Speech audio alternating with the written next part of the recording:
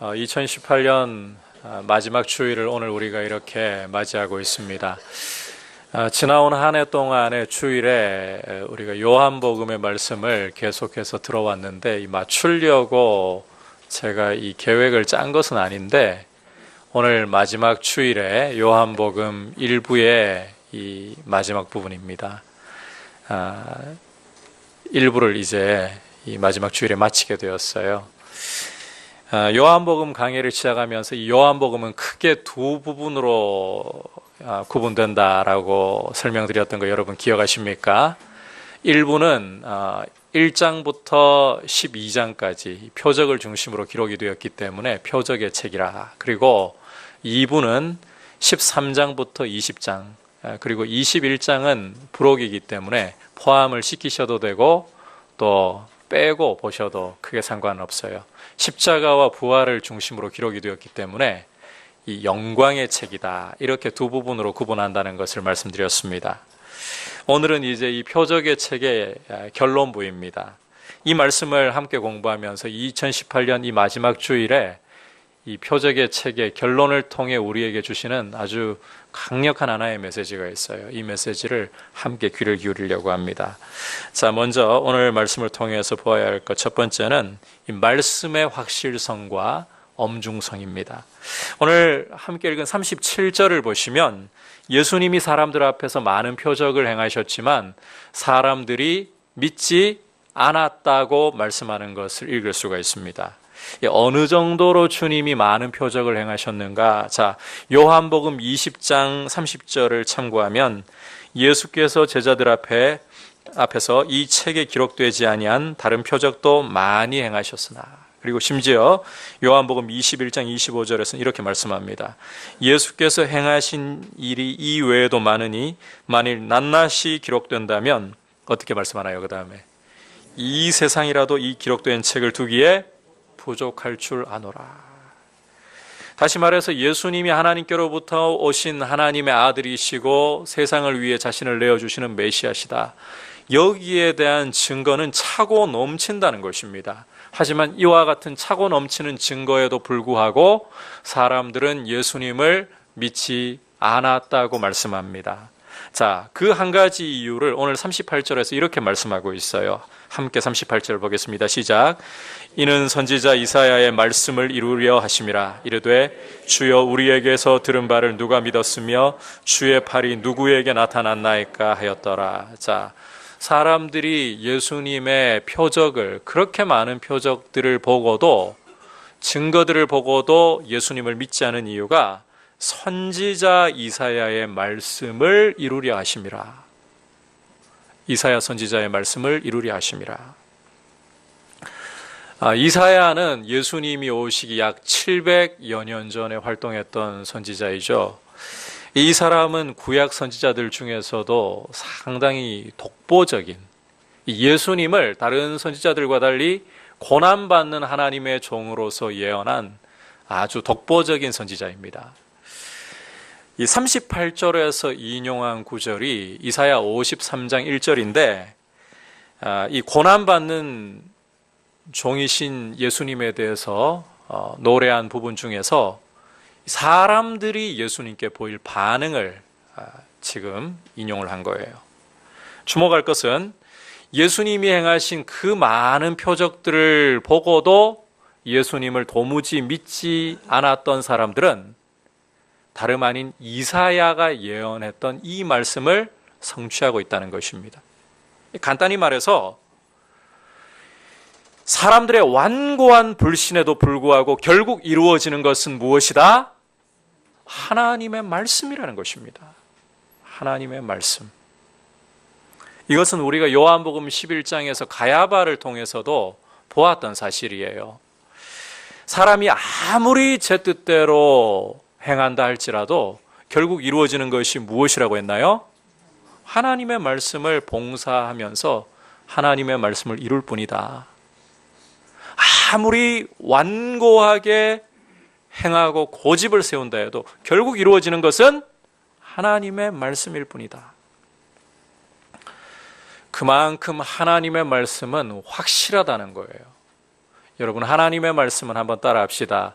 눈에 보이는 현실보다 더 확실합니다.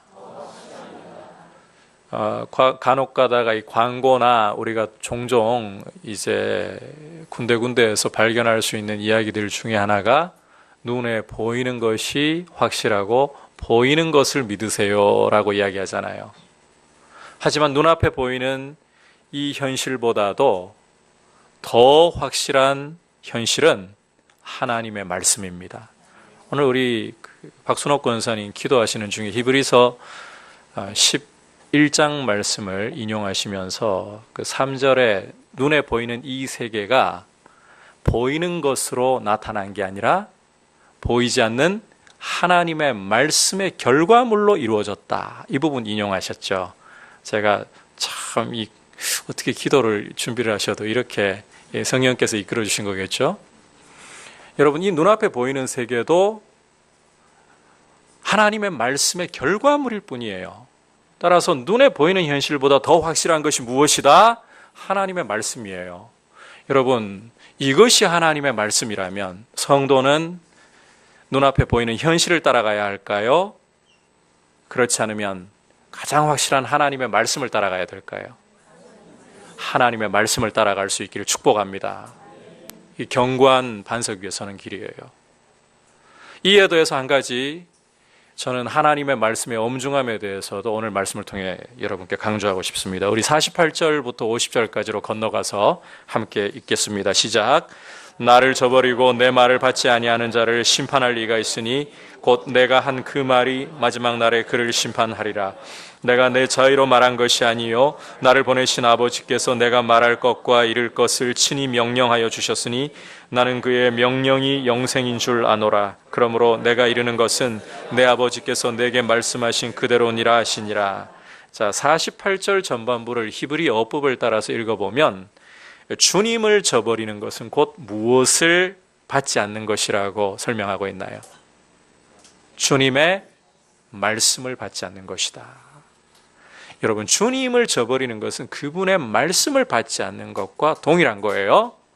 주목할 것은 우리 주님이 하시는 말씀은 하나님 아버지께서 명령해 주신 것이고, 그 말씀을 받지 않으면 잘 들으셔야 돼요.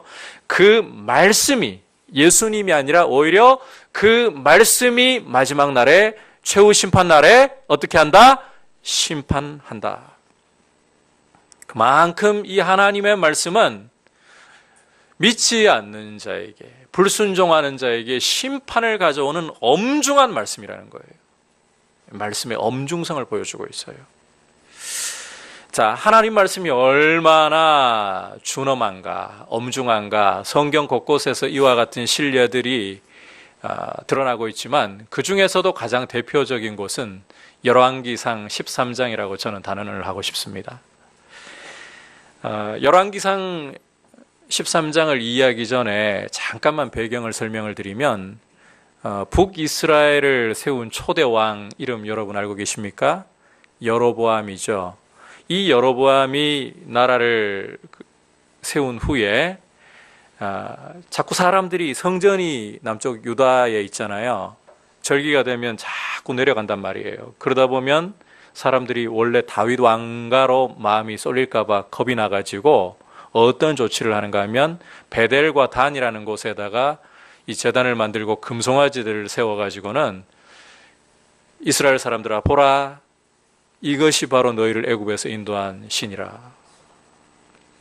이렇게 하면서 북이스라엘을 아예 초장부터 나라를 시작하면서부터 우상 숭배의 길로 치닫게 만들어 버렸습니다. 이 여로보암이 하루는 베델에서 자기가 만든 제단 곁에 서서 분향을 하고 있는데 하나님이 남쪽 유다로부터 하나님의 사람을 하나 보내셨어요. 그리고는 이 여로보암이 분향하고 있던 그 제단을 향해서 규탄하면서 예언을 하게 하신 겁니다. 그 다음을 여러분이 좀 주목하실 필요가 있는데요. 이 유다에서 온 하나님의 사람은 제단에 대한 규탄의 말씀뿐만 아니라 이 오는 과정에서 하나님께 하나의 경고의 말씀을 더 받아가지고 왔습니다. 이 죄악의 땅, 우상 숭배의 땅 북이스라엘에서는 어떤 음식물도 먹지 말고 아예 물도 마시지 말고 심지어 왔던 길로도 돌아가지 말고 다른 길로 돌아가라. 자, 그래서 이제 그렇게 하나님 말씀 따라서 순종을 하려고 하는데 이 사람 소식을 들은 이 사마리아에 있던 한 늙은 선지자가 이제 이 사람을 쫓아온 거예요.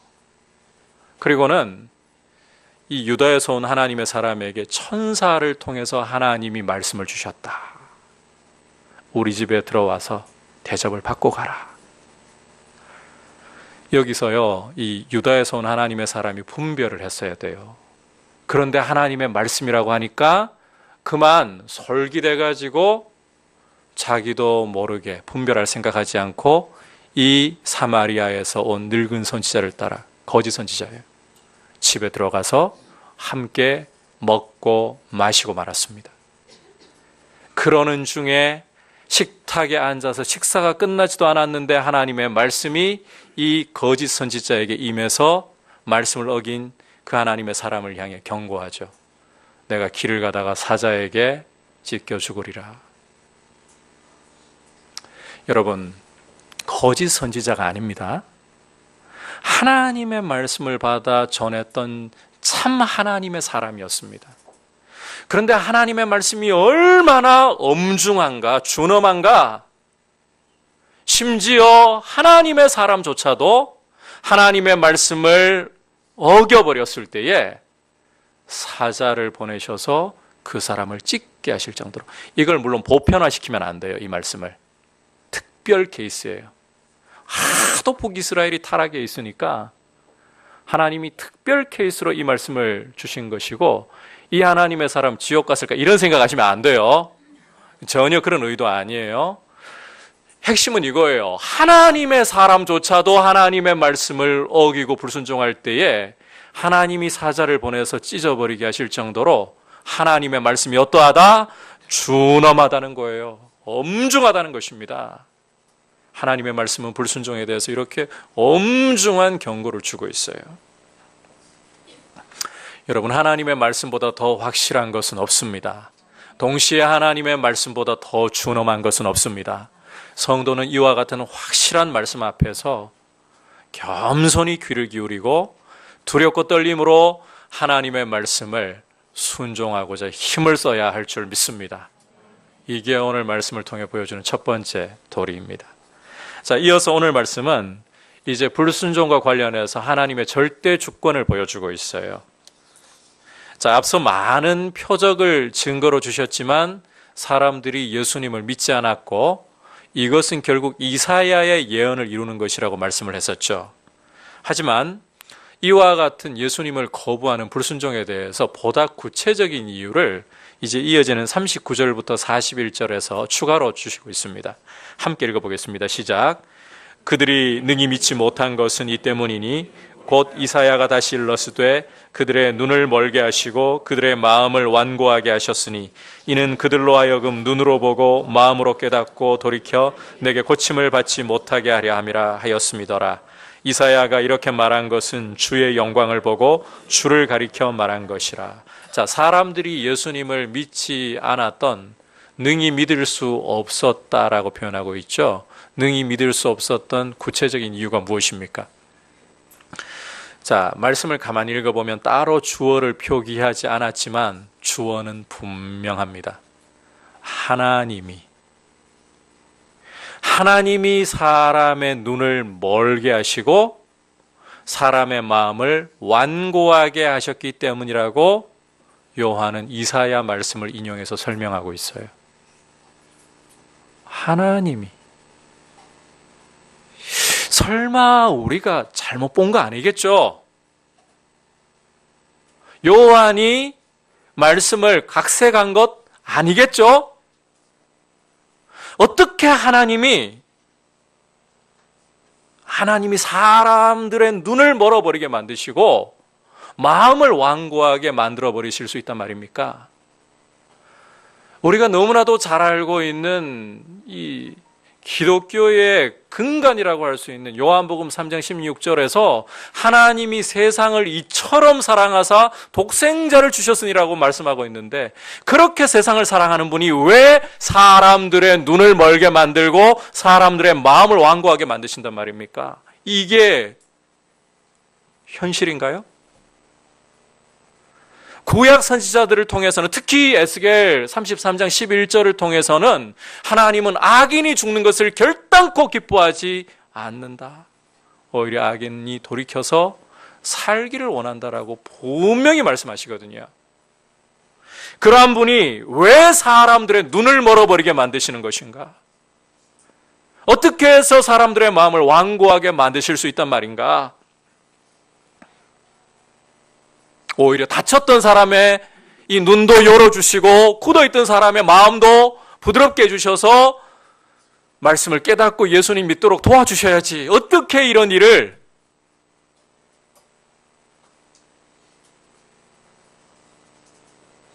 잘못 본 거 아니겠죠, 설마? 요한은 잘못 본 것이라고 전혀 그렇게 말하지 않습니다. 하나님이 사람들의 눈을 멀게 하시고 마음을 완고하게 하셨다고 분명히 말씀하고 있습니다. 이걸 도대체 어떻게 이해를 해야 될까요? 저는 여러분께 먼저 이 부분에 대해서 이해할 만한 논증을 우선 좀 해드릴게요. 인간의 처지를 여러분 좀 생각하셔야 돼요. 아담 이래로 우리 인생은 죄 가운데에서 하나님의 진노 아래서 머물러 있습니다.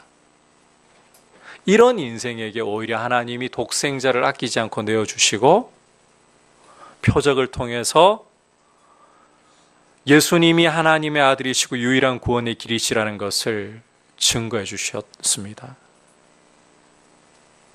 하지만 이런 풍성한 증거를 주셔도 사람들이 믿기를 거부한 거예요. 사람들이. 그렇다면 하나님이 이렇게 믿기를 거부하는 사람들의 눈을 멀게 하시고 마음을 완고하게 하시는 것, 이게 과연 부당한 처사라고 말할 수 있을까요? 그리고 이 부분을 설명하기 위해서 요한이 인용한 이 이사야 6장 10절 말씀의 문맥도 고려를 해봐야 되는데, 이것은 이사야의 사명을 말씀하는 문맥 속에 있어요. 그 전에 여러분이 이사야 말씀을 읽어보면 이스라엘 백성이 하나님이 부르셔도 의로운 길로 회개하고 돌이키라고 말씀하셔도 끝까지 고집을 피우면서 불의를 행하고 불법을 행합니다. 이들에게 눈을 멀게 하시고 마음을 완고하게 하신다. 심판하시겠다. 불의하신가요? 부당하신가요? 그 가운데라도 하나님께서 이사야 6장을 그 뒤에 말씀을 읽어보면 그루터기를 남겨두신다. 구원할 자를 반드시 구원하신다. 불의하신 건가요? 오히려 죄인이라도 회개할 기회를 주시고 당신의 종선지자들을 통해서 돌아오라고 회개할 기회를 주시고, 그럼에도 불구하고 끝까지 완고하게 거부하는 자에게 눈을 멀게 하시고 마음을 완고하게 하신다. 이것은 불의한 게 아니죠. 자, 하지만 이 부분은 어떻게 설명을 해야 될까요? 제가 지금 불속으로 뛰어드는 질문을 공연히 던지고 있는 거예요.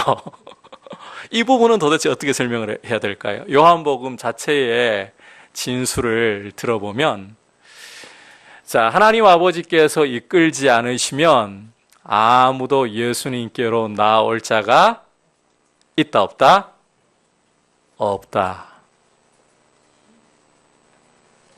이 아담의 피를 물려받고 죄 가운데 있는 인생은 스스로 하나님을 절대로 찾아올 수가 없어요. 사도 바울도 로마서 3장 10절 이하에서 의인은 없나니 하나도 없으며 깨닫는 자도 없고, 따라합시다. 하나님을 찾는 자도 없고. 자, 인생 스스로 하나님을 찾을 수가 있나요, 없나요? 원래부터가 아예 원천적으로 하나님을 찾을 수가 없어요. 그런데 어떻게? 그런데 누구는 왜 하나님이 성령으로 거듭나게 하셔서 말씀을 깨닫고 예수를 믿게 하시고, 누구는 왜 거듭남을 허락하지 않으셔서 예수를 믿지 못하도록 완고해지도록 두시냐고요. 자, 이것은 하나님의 절대 주권과 관련된 굉장히 까다로운 질문이에요. 일단 분명하게 말씀드릴 것은 이 질문에 대한 답은 인간의 이해를 초월하는 부분 속에 있다는 거 여러분께 강조합니다. 하지만 분명한 전제는 이겁니다. 하나님은 온 우주의 주인이시고, 하나님은 의로우시고, 하나님은 선하신 분이십니다. 그분에게는 불의가 조금도 없습니다. 따라서 사도 바울이 로마서 9장에서 말씀한 것 외에 제가 사실은 달리 더 드릴 말씀이 없어요. 우리가 누구이기에 감히 하나님께 반문을 할 수가 있겠습니까? 지음을 받은 물건이 감히 그것을 지으신 자에게 어떻게 나를 이같이 만들었느냐, 어떻게 이렇게 말할 수가 있겠습니까? 토기장이가 진흙 한 덩어리로 원하는 대로 귀 쓸 그릇과 천이 쓸 그릇 만들 권한이 없겠습니까? 앞서 말씀드렸지만 우리 인생은 다 죄 가운데서 하나님의 진노를 받아야 할 죄인들입니다. 하지만 하나님이 불쌍히 여기셔서 은혜를 주시기로 작정했다면 그 은혜를 입는 이들은 왜 이렇게 하십니까가 아니라 그저 황송하고 감사를 하나님 앞에 드리면서 경배할 것밖에 없는 것 아닌가요? 사실이죠. 자, 하지만 여기서 끝내버리면 또 이게 분위기 굉장히 안 좋아요. 제가 불속으로 뛰어들고 있다고 했습니다. 좋아요. 그렇다면 이건 또 어떻게 이해를 해야 될까요?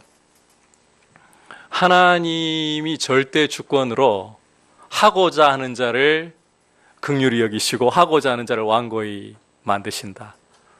그러면 우리 편에서 아무리 말씀에 주의를 기울이고 말씀에 순종해 본들 의미가 없는 거 아닌가요?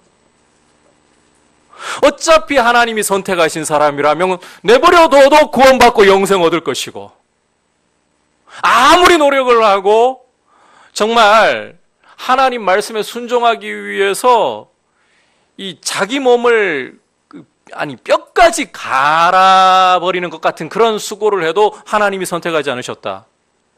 어차피 버림받을 것을. 그렇다면 우리 편에서 말씀에 귀 기울이고 순종하려고 하는 무슨 의미가 있는 겁니까?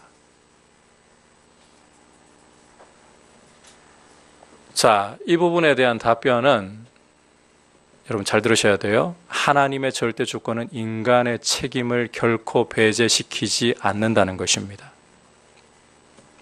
하나님의 절대 주권은 인간의 책임을 배제시키지 않아요. 이성을 벗어난 영역이 있다고 그랬어요. 강조합니다. 하나님의 절대 주권은 인간의 책임을 배제시키지 않습니다. 자, 만약에 하나님의 절대 주권이 인간의 책임을 배제시켜버린다. 그러면 다음 말씀 어떻게 이해를 해야 될까요? 당장 이 42절, 43절을 여러분께서 눈을 돌려서 보시면 관리 중에도 예수님을 믿는 사람들이 많았지만 이들은 바리새인들 때문에 드러나게 자기들이 믿는다고 말하지를 못했죠. 왜? 출교당할까 봐 겁이 나가지고.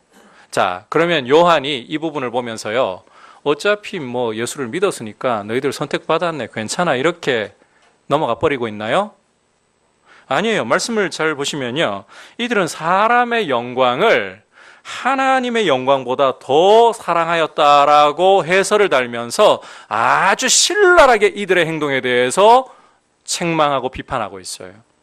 책임을 묻고 있다는 거예요. 지금 절대 주권 이야기가 나왔어요. 근데 지금 요한은 책임을 면제시키지 않아요. 그리고 48절부터 50절까지였어도 마찬가지입니다. 주님께서는 이 당신을 저버리고 당신의 말씀을 받지 않는 사람들을 심판할 이가 따로 있다. 바로 주님 하신 말씀이라고 했죠. 자, 결국 최후 심판의 날이 올 때에 사람이 주님을 거부한, 주님의 말씀을 거부한 것에 대해서 이 말씀이 심판을 한다는 게 무슨 뜻입니까? 책임을 요구한다는 말이에요. 그 행동에 대해서. 이처럼 하나님의 절대 주권이라는 것은 절대로 사람의 책임을 배제시키지 않아요. 자, 여기에서 이제 설명 잘 들으셔야 돼요. 그러면 성경이 왜 사람의 책임을 강조하면 되지 하나님의 절대 주권을 또 군데군데 이야기를 하고 있는가? 솔직히 이 하나님의 절대 주권을 성경에 기록하지 않으면 죄인들이 반발할 일도 별로 없어요. 성경에 이 말씀이 괜히 기록돼 가지고 죄인들의 반발만 더 일으키는 것 같아요. 안 그렇습니까? 제가 틀린 말을 했나요? 괜히 이 절대 주권에 대한 말씀이 기록되어 있으니까 막 오히려 그 열받는 사람들이 생기잖아요. 하나님이 뭐 더 알아서 할 거면 왜 막 이런 반응들 나오잖아요. 로마서 9장 가보면 이게 더 신랄하게 기록이 되어 있어요. 여러분, 이 하나님의 절대 주권에 대해서 성경이 군데군데 기록하는 이유는 이거예요. 하나님의 주권과 통치에 대해서 누구도 토를 달 자격이 없다. 이걸 강조하는 거예요. 오히려 성경은 우리가 신경 쓰고 우리가 중요하게 여겨야 할 부분이 무엇이냐, 하나님이 나를 선택하셨느냐 선택하지 않으셨느냐, 이 절대 주권에 몰두해 가지고 우리 책임을 소홀히 하는 것 경계하고 있어요. 따라합시다. 내가 해야 할 책임은 하나님 말씀 앞에 순종하는 것입니다. 여러분, 내가 선택받았나 선택받지 않았나, 저 사람이 선택을 받았나 선택받지 않았나, 이렇게 하나님 절대 주권을 따지면서 논하는 것은 우리가 할 영역이 아니에요. 이 하나님의 절대 주권은 다시 강조하지만 하나님의 통치와 주권에 대해서 누구도 감히 토를 달 수 없다, 침범할 수 없다, 하나님의 높고 위대하심을 강조하는 것이에요. 우리의 책임은 말씀이 주어지면 그 말씀 앞에 어떻게 하는 것이다? 순종하는 것뿐인 거예요.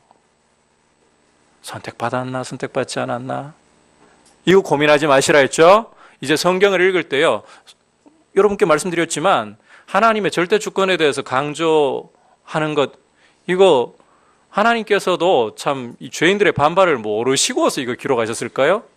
기록해놓고 보니까 쟤들이 반발을 많이 하네? 아니에요. 아시면서도 기록하신 거예요. 하나님의 통치와 주권은 누구도 감히 토를 달 영역이 아니라는 거예요.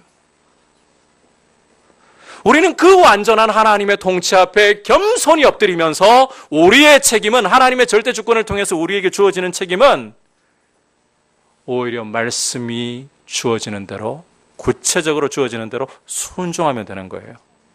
여러분, 우리가 하나님의 말씀 앞에 순종하면 하나님은 말씀하신 대로 반드시 구원과 생명의 은혜를 주시고 영생을 축복으로 주시는 줄 믿습니다. 이거 틀림없는 영역이에요. 선택받았나 선택받지 않았나, 이 문제는 더 이상 고민할 필요가 없어요.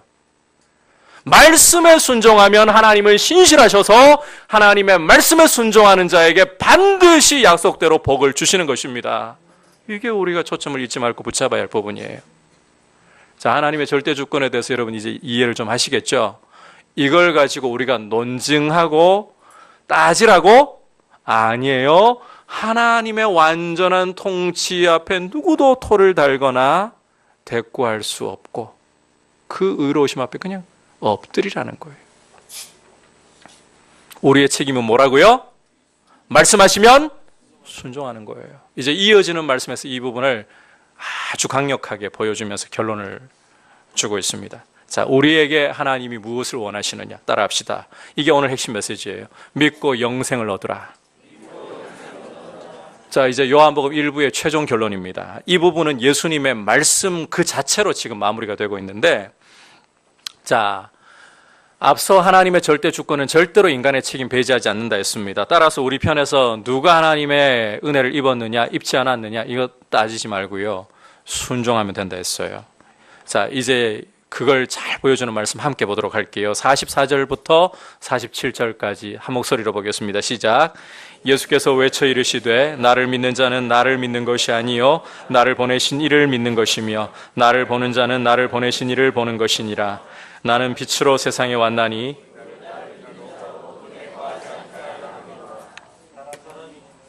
계속 사람이 내 말을 듣고 지키지 아니할지라도 내가 그를 심판하지 아니하노라.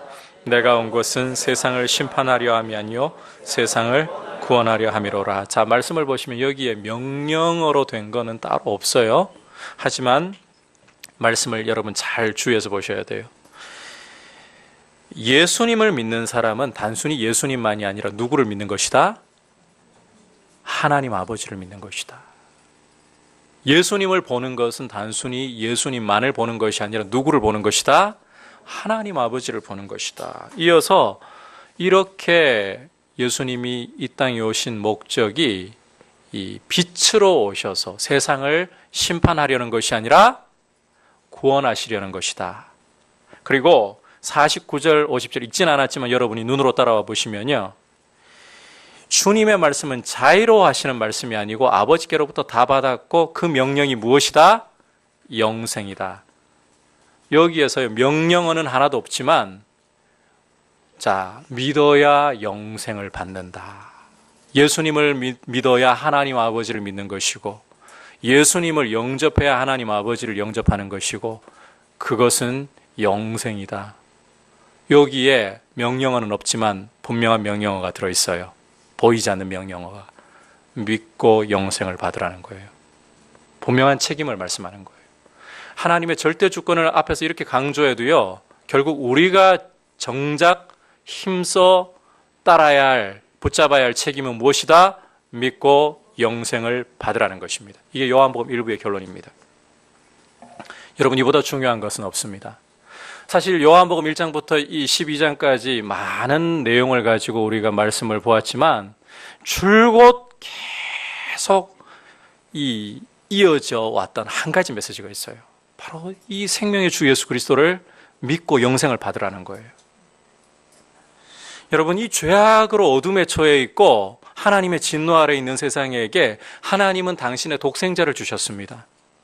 독생자를 주신 목적은 이 독생자를 믿어서 영생을 얻는 것입니다. 여러분, 제일 중요한 메시지가 믿고 영생을 받으라는 거예요. 지금 물에 빠져서 죽어가고 있는 한 사람이 있어요. 이 사람에게 집 몇 평에 살고 있니?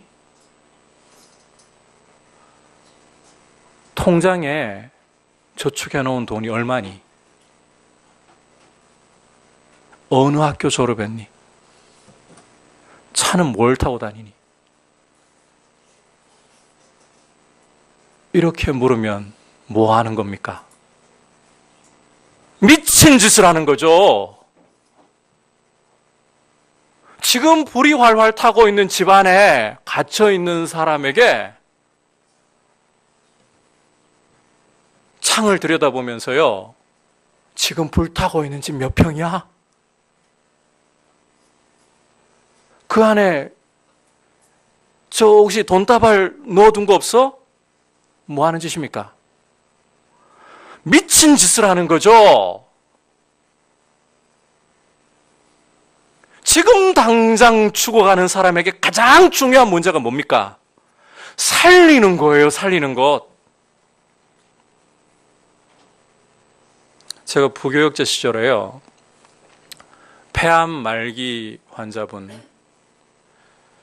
한 1년 동안 우리 김상희 권사님도 그때 부지런히 띄워주셨는데 돌봐드렸던 일이 있어요. 한 1년을 그렇게 부지런히 신방하면서 하나님 말씀으로 권했는데 이제 대신방 때 담임 목사님이 이분을 딱 신방을 하신 거예요. 1년 동안 부교육자가 한 말은 소용이 없대요. 나오려고 하는데 진짜 제가 이게 진짜 본심이었구나 충격을 받았어요. 담임 목사님 바지가랑이를 잡고 목사님 살려주세요, 이 한마디더라고요. 순간적인 현자 타임이 왔습니다. 나는 누구? 나는 지금까지 무엇을 했나? 근데 제가 이야기하고 싶은 건 그게 아니라 자기가 정말 죽게 되었다는 것을 자각하고 이 암세포가 몸을 좀먹는 것을 가장 크게 느끼고 있는 시점에서는요, 딱 한마디밖에 안 나오더라고요. 살려주세요. 여러분, 우리 인생에게 있어서 가장 큰 문제는 죄입니다. 죄는 하나님의 진노를 불러옵니다. 이게 세상이 처해 있는 현실이에요.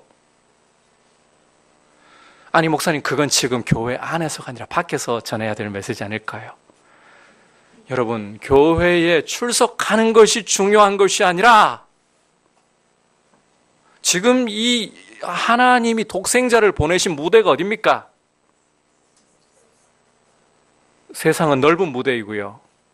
요한복음 1장 서론 부분에서 그런 이야기를 했어요. 자기 백성에게 오셨으나 하나님의 택한 백성이라고 자부하던 유대인들에게, 우리는 하나님의 백성이라고 믿는 자들이라고 자부하던 그들에게 하나님은 독생자를 보내주신 것입니다. 그런데 정말 그들이 믿었나요? 우리가 교회 안에 앉아 있는 것이 우리의 구원을 보장하는 것이 아니라 죄를 회개하고 예수 그리스도를 영접하지 않는다면, 여러분, 아무리 오래 이 자리에서 10년을 앉아 있어도 여전히 죄 가운데 하나님의 진노 아래 있을 뿐인 거예요. 복음은 교회 안에서부터 시작되어야 되는 거예요. 심판이, 구약의 역사를 여러분 읽어보시면, 에스겔 말씀을 읽어보시면 하나님의 영광이 성전을 떠나가는 순간부터 하나님의 집 안에서, 성전에서부터 심판이 시작됩니다. 저는 여러분들께 이 사실을 도전하고 싶습니다. 교회 안에 앉아 계신 것으로 만족하지 말고, 여러분, 하나님의 말씀 가장 확실하다고 했죠. 동시에 준엄하다고 했죠. 확실함을 붙들고 주님이 다른 것 요구하시는 것 아닙니다. 내가 죄인이라는 사실을 붙들고 예수 그리스도를 말씀을 따라 영접하기만 하면 영생을 주신다고 하셨습니다. 여기에서 하나님의 선택 논하면 안 돼요. 하나님의 절대 주권은 그건 논하라고 주신 거 아니라 했죠? 하나님의 완전한 통치를 우리가 인정하기 위해 주신 것일 뿐이지, 하나님은 말씀하시면 그 말씀대로 순종하는 자에게 신실하게 응답하십니다. 여러분의 과거가 중요한 것이 아닙니다. 여러분의 배경이 중요한 것이 아닙니다. 어떠한 죄 가운데 있다 할지라도 나는 하나님을 반역한 죄인이고 하나님의 진노 아래에 있는 죄인이라는 사실을 깨닫고 주 예수여 나를 영접하옵소서. 십자가 곁에 달렸던 강도에게 많은 고백이 필요치 않았습니다. 주 예수여, 당신의 나라에 임하실 때 나를 기억하옵소서. 오늘 내가 나와 함께 낙원에 있으리라. 주여 나를 불쌍히 여겨주십시오. 내가 죄인입니다. 나를 불쌍히 여기시고 나를 영접하옵소서. 그러면 주님은 확실히 영접해 주시는 줄 믿습니다. 이게 제일 중요한 메시지예요. 이게 교회 안에서도 가장 중요한 메시지예요. 교회 안에 있으면서도 진리의 이 터인 교회 안에 있으면서도 생명의 주 예수 그리스도를 하나님이 우리에게 주셨음에도 불구하고 그분을 영접하지 않고 있다면 가장 불행한 것이죠. 그리고 여러분, 이 지식은 세상이 절대로 못 가집니다. 예수 그리스도만이 유일한 생명의 길이시라는 이 사실을 너무 쉬워 보이죠. 이 메시지가. 세상은 죽었다 깨어나도 스스로 알 수가 없어요. 그리고 세상이 가장 필요로 하는 것, 바로 이 예수 그리스도이십니다. 믿고 영생을 얻으라. 다른 말씀이 아니에요. 믿고 이 예수 그리스도를 믿고 영생을 얻으라. 이게 제일 필요한 메시지라는 거예요. 뒤에 이어질 영광의 책은 왜 믿고 영생을 얻어야 되는가? 그분이 어떠한 일을 하셨기 때문에 이걸 보여주는 거죠. 여러분, 교회만이 그리스도가 유일한 생명의 길이라는 것을 알고 세상을 향해 이 선물을 줄 수 있는 이 땅에 있는 하나님 나라의 유일한 전초기지입니다. 여러분, 그런 거룩한 자부심을 갖고 먼저는 이 영생의 기쁨을 알고 이 영생을 얻게 하신 것. 여러분, 죽게 된 사람에게 당장 살려주는 게 제일 중요하다니까요. 귀금속이 무슨 문제예요? 통장이 무슨 문제예요? 돈보따리가 무슨 문제예요? 살려야죠. 주 예수 그리스도를 믿으면 사는 줄 믿습니다. 그리고 이 소식을 우리가 진노 아래 있는 세상을 향해 전하는 축복의 통로가 되기를 사모하고 이 소식을 사도 바울처럼 자랑스럽게 여길 수 있기를 축복합니다. 오늘 요한복음 1부의 결론을 통해서 주시는 메시지를 들었습니다. 첫 번째로 말씀은 확실하고 엄중하다고 했습니다. 여러분, 가장 확실한 말씀에 여러분의 인생을 거십시오. 엄중한 말씀 앞에 순종하십시오. 그리고 이 불순종과 관련해서 하나님의 절대 주권은 내가 선택받았다 선택받지 않았다 이거 논하라? 아니요, 하나님의 통치가 완전하시고 불의가 없으십니다. 그 앞에 엎드리기 위한 거예요. 우리의 책임은 뭐라고요? 말씀하시면 순종하는 것. 그 핵심, 가장 중요한 핵심이 뭐라고요? 믿고 영생을 받으라. 예수 그리스도만이 길이고 진리고 생명이십니다. 이제 말씀을 생각하면서 함께